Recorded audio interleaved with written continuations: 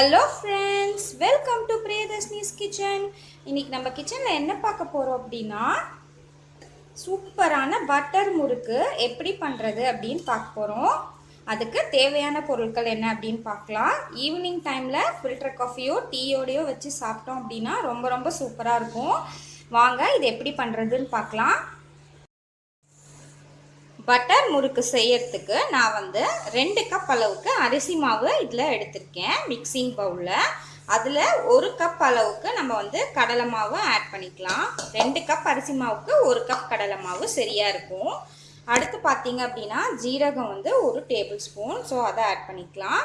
நீங்கள் ஓமம் வேணும்னா அது கூட ஆட் பண்ணிக்கலாம். அடுத்து உப்பு தேவையான அளவு நான் 2 டேபிள் ஸ்பூன் எடுத்திருக்கேன்.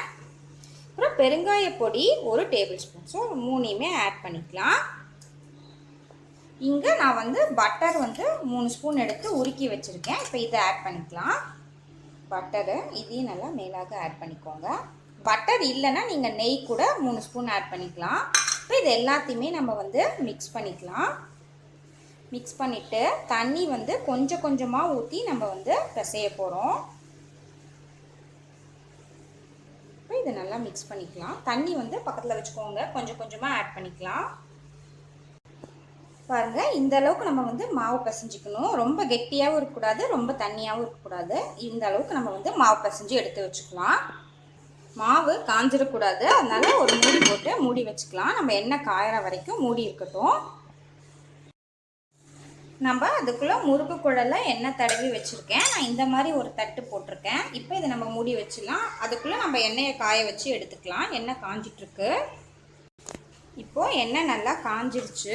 பாருங்கள், நான் உள்ளே ஒன்றே போட்டிருக்கேன். இப்போ நம்ம முறுக்கு புளியை ஸ்டார்ட் பண்ணிடலாம். கொஞ்சம் கொஞ்சமாக புழிஞ்சு புழிஞ்சு அறுத்து விட்டுக்கோங்க.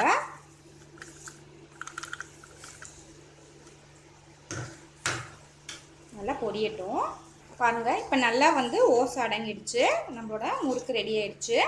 இப்போ இந்த மாதிரி எடுத்து போட்டுடலாம். இப்போ மறுபடியும் அதே மாதிரி முறுக்கு பூஞ்சிக்கலாம்.